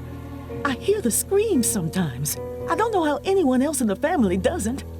Maybe they do and just ignore it. I don't know. But if Mr. DuPrée knows what she do, it explains why he's so scared of her. Did Madame DuPrée ever abuse you? No, I was lucky, but some of the others weren't. Like who? I need details, Amelie. The old gardener, Guy Dumas, and one of the maids, Sabine. I saw Madame going after them the most. Don't know what they did to deserve it, but I would see her walk by in a rage, whip in one hand and a book in the other. A book? What book? Oh, I don't know. I can't read, so I don't know what it said on the cover. But it's the same color as the stew spice I always use. Don't know what she used it for, but she always had it with her, just before a beating. Maybe she'd recite them some of her terrible poetry. I'm sure that was torture enough.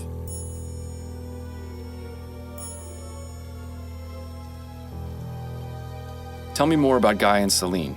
They were deeply in love with each other. I used to hear them talk about how they wanted to run away together. What happened to them? I don't know. One day they were here, and then one day they weren't. Do you think Madame DuPrée may have done something to them? I couldn't say for sure, but I wouldn't be surprised if she had. Please, let's not talk about this anymore. Thank you, Amelie. I appreciate your time. You're welcome. Now please, let me get back to work.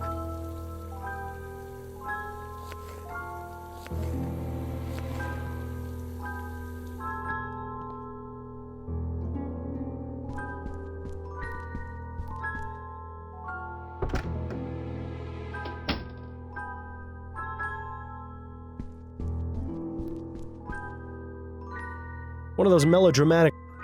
Now that one sounds interesting. Doesn't appear to be very brief if there's two... Well, this should be the book Amelie mentioned. Well, what have we here? A whip, and it has dried blood on it. How ghastly. This house is just full of secrets, isn't it?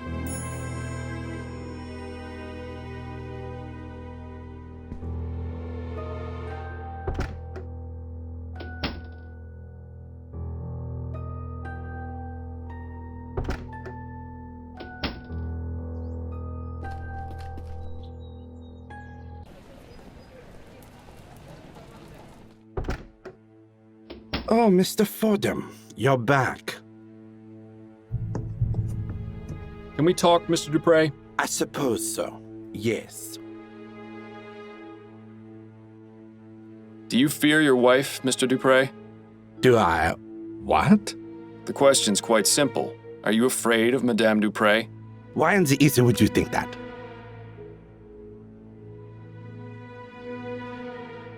I'd be afraid of someone who kept a bloody whip in my bedroom. Care to explain that? You don't know her like I do. No one does. Well, no one aside from the servants, I suppose. She's cruel, Mr. Fordham. Crueler than anyone or anything I've ever seen. Tell me more about Madame DuPré's cruelty. She treats the servants like animals, Mr. Fordham. She would say the most vile, awful things to them. Things I would expect to hear on the Gascon docks, not from the lips of a grande dame. And the beatings. Oh, God. The screams I would hear from somewhere in the house. I never dared find out where. Nobody else ever heard the screaming? No. She was cunning. She would do it when no one else was around. Once she knew I had heard, she threatened me. Told me she would... Yes? She threatened to expose my secret, Mr. Fordham. And what secret is that? Our marriage is one of convenience. It's all for show. Laura has herself a well-to-do husband, and I am a normal man in the eyes of society. I see. I suppose that would explain a few things. Well, now, how was that not obvious to you? The soporific is really having a bad effect on you. Don't worry, Mr. DuPrée. Your secret's safe with me. Thank you, Mr. Fordham. Tell me what you know about Guy Dumas and Sabine. Sabine had an accident. What kind of accident? Laura thought Sabine had been stealing her silverware. She got a bit carried away with a beating and... DuPrée killed Sabine? Yes, she did. In order to keep it quiet, she had Sabine placed in our family tomb. I see. What about Guy? I don't know. I never saw him again after that. Well, this case has certainly taken a turn for the sinister. I'll be going now. Au revoir, Mr. Fordham.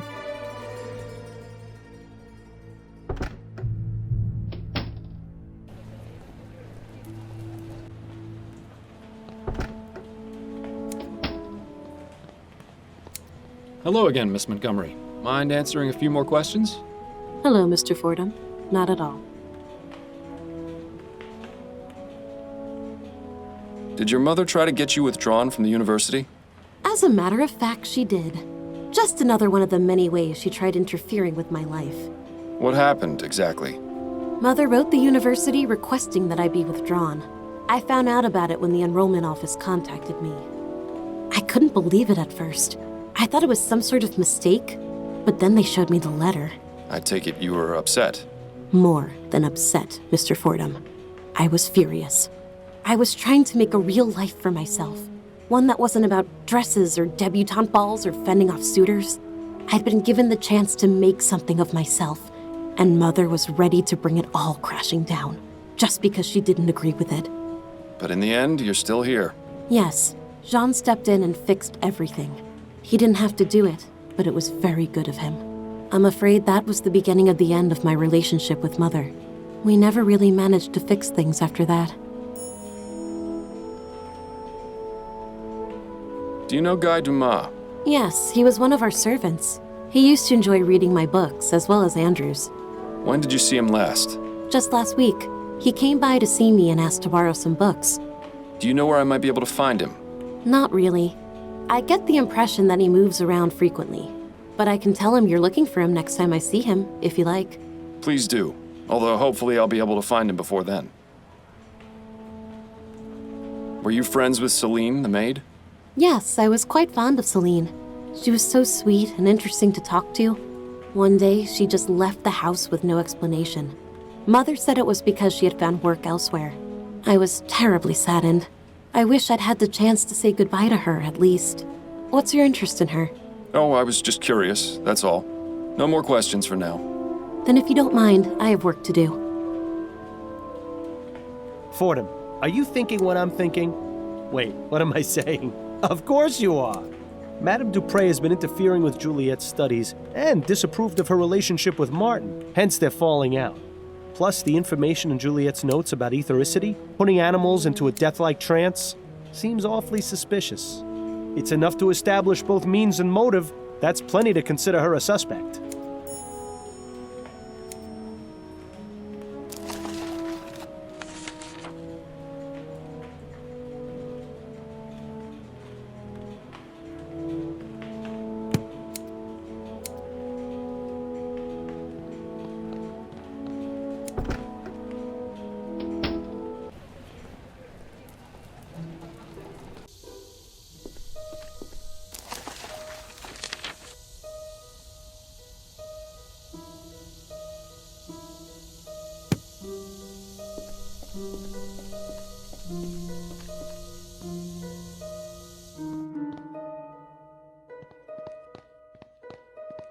Dale Chesterton, 1795. Sarah Celine, 1823 to 1844. Taken too soon, rest ye with the angels. Wait a minute. This is Celine, the maid.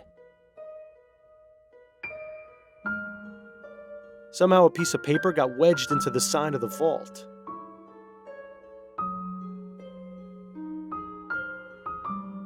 Carefully now.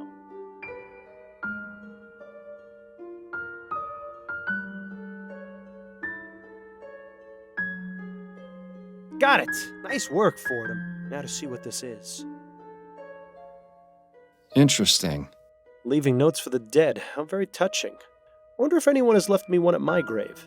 Quiet, Bill. I need to think. We know this note is likely from Guy. Now we just need to figure out where to find him. Is there anything on the other side of that piece of paper? Bill, you're a genius. I wouldn't give me all the credit just yet. Let's see. A receipt for an extended stay at the Stun Arms. Does that sound familiar at all? Vaguely. But I can't recall anything off the top of my head. Looks like we'll have to do a bit more searching.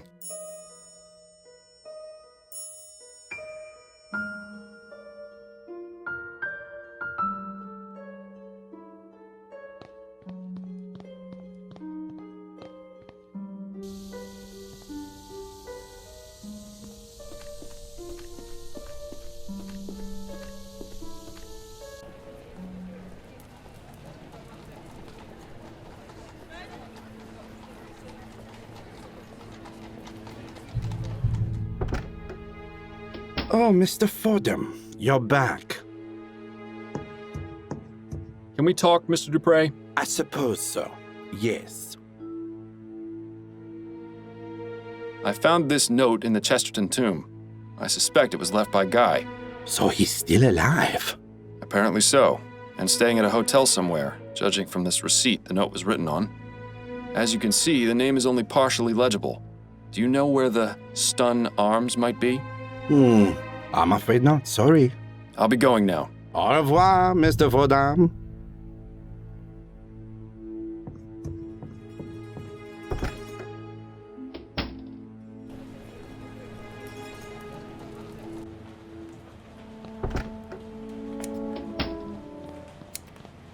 Hello again, Miss Montgomery. Mind answering a few more questions? Hello, Mr. Fordham. Not at all.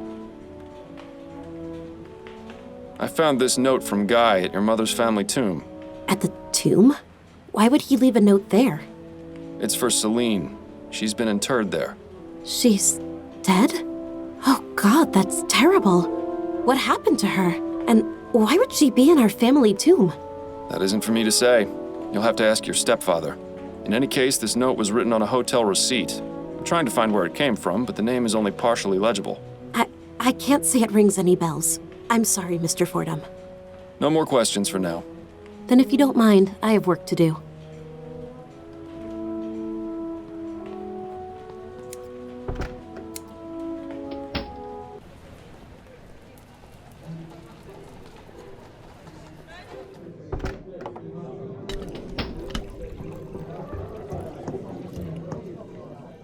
Can we talk? Go on, I'm listening. I wanted to go over the case with you. Okay, what have you got?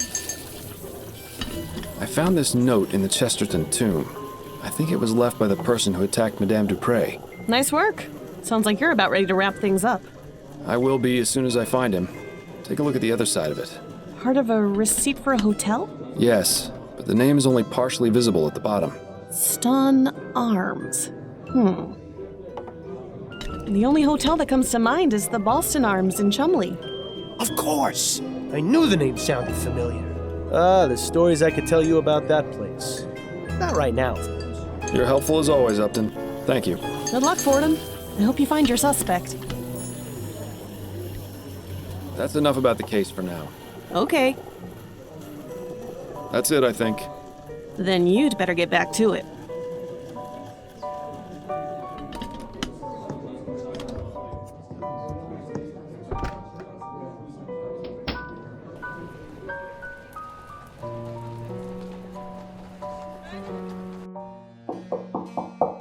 Who is it? I'm Miles Fordham, a private investigator. It's extremely important I speak with you, Mr. Dumas. Private investigator. What do you want? Just to talk. May I come in? Yes, I suppose so. I found your note in St. Denis Cemetery. Care to explain what it means? How did you... I'm a private investigator, Mr. Dumas. That's what I do. Now we can either do this the easy way or the hard way. It's up to you. I left that note for Celine. I didn't think anyone would ever find it. So it was you who attacked Madame DuPrée? Yes, it was me. I confess. I can't remember the last time a suspect actually confessed. If only they were all like this. But please, Mr. Fordham, you have to understand. The woman is evil. If only you knew what she did. Please, don't arrest me, Mr. Fordham. You have to know the truth about Madame DuPrée. Relax, Mr. Dumas. I'm not going to arrest you just yet. I'm perfectly willing to hear your side of the story. Now let's take this nice and slow. What can you tell me about Madame DuPrée? She seemed like a nice woman at first, but after working for her, I came to know how awful she truly was. When no one was around, she would beat me and some of the other servants for fun, say the most cruel things, call us horrible names. Why didn't you just leave? She threatened us, told us she would make it impossible for us to get work anywhere else. It's already difficult enough getting a job that doesn't force you to operate those awful machines. To be blacklisted by Madame DuPrée would have been the final nail in the coffin. How did you come to be employed by Madame DuPrée? I used to work in an iron factory in Chumley, but a few years ago, they brought in some steam machines to help production. One of the machines had a problem, and my friend Connor and I were assigned to fix it. We had no idea what we were doing, but we wanted to keep our jobs. I don't know what happened, but the next thing I knew, Connor was dead, and I was badly hurt. I swore never to go near one of those machines again. After I got better, I spent a few months looking for work, but it was impossible to find any jobs that didn't involve steam tech. Then I found out about Madame DuPrée. Working at her home seemed like an improvement. I had a decent bed to sleep in, the work was not difficult, and I even made friends with her daughter. But Madame DuPrée soon showed her true nature. Tell me about Celine. Oh, my dear Celine. She was the most beautiful thing I ever saw. We were going to get married, you know. Then that devil killed her. She beat her to death in front of me. I was powerless to do anything.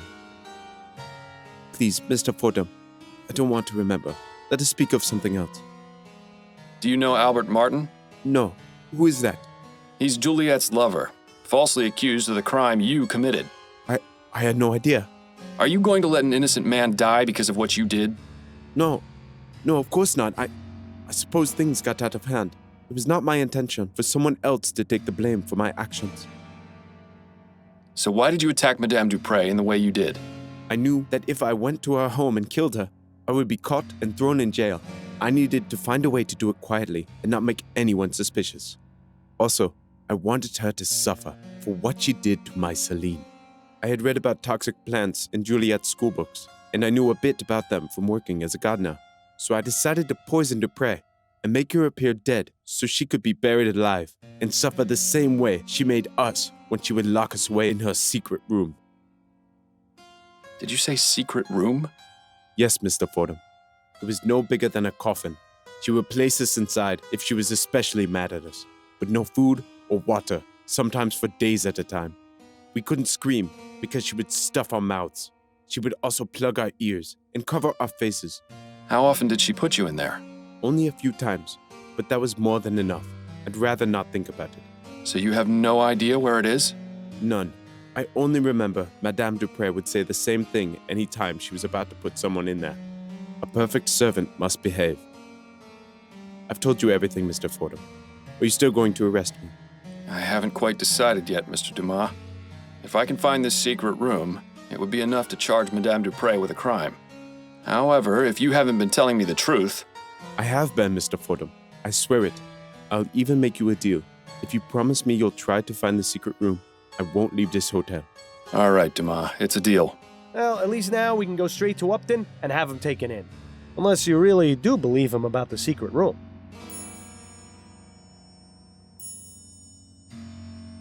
That's all for right now, but I'll be back. Yes, Mr. Fordham. I'll be here. A wash basin? When did this place get so fancy? It appears someone is due for 7 years of bad luck. If there's one thing I can't stand, it's crooked paintings. Seems to be what passes for a dresser around here. Either that or Dumas is secretly a pirate.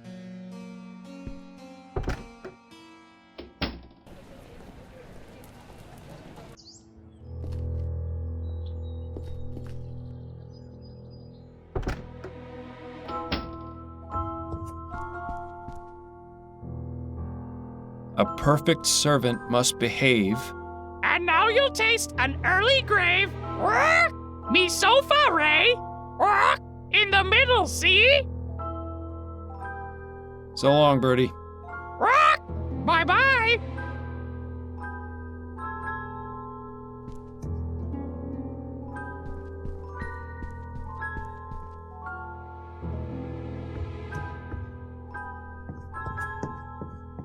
There's nothing here. That beast better not have misled us, or he'll be roasting on a spit for sure.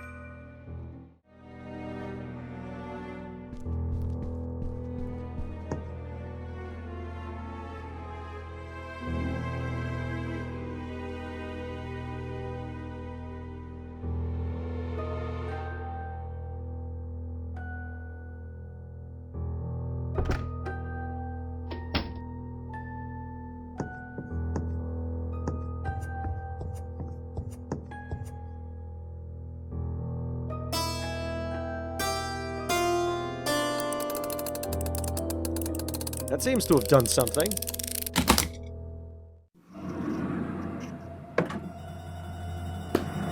Dear God! This does not look good. He's dead. You should inform Dr. Fellows about this right away. It seems Guy was telling the truth after all. Yes, it would probably be a good idea to let him know of this development.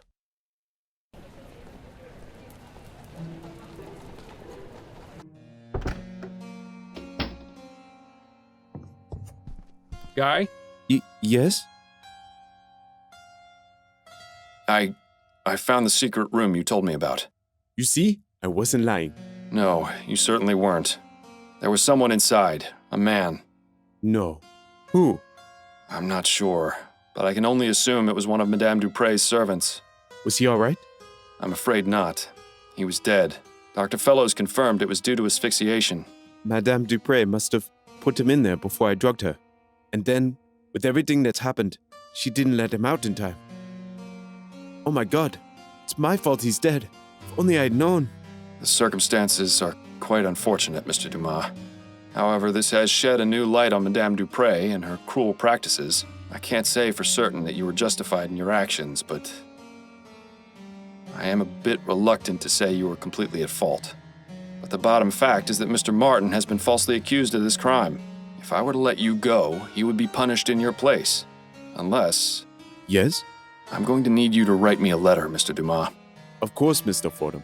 Anything to take care of this mess. Good. Hopefully now this whole grim affair can be brought to an end. That's all for right now, but I'll be back. Yes, Mr. Fordham. I'll be here.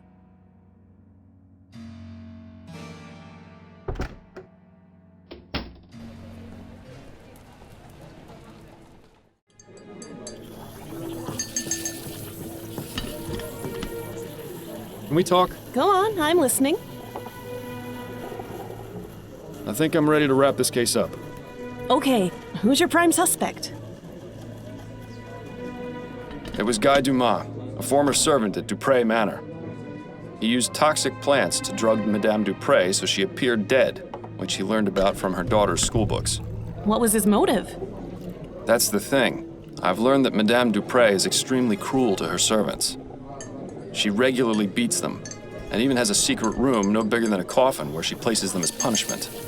I discovered this secret room and found a dead servant inside. He had died from asphyxiation. My God. A few months ago, Madame DuPrée beat Guy's lover Celine to death. He wanted revenge and intended to make Madame DuPrée suffer the trauma of being interred alive. I see.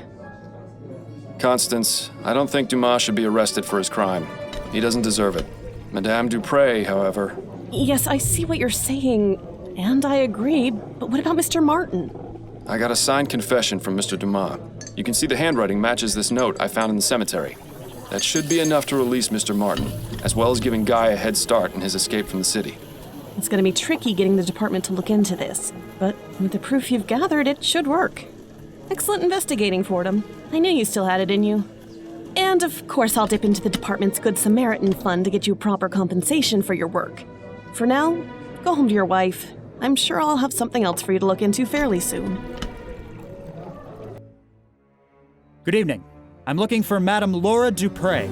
This is Madame DuPrée. I am her personal physician, Dr. Fellows. May we help you, officer? I'm afraid I must place Madame DuPrée under arrest. What? On what charge? Several, actually. Manslaughter, domestic violence, murder in the second degree. Shall I go on, or can we continue this at the police station?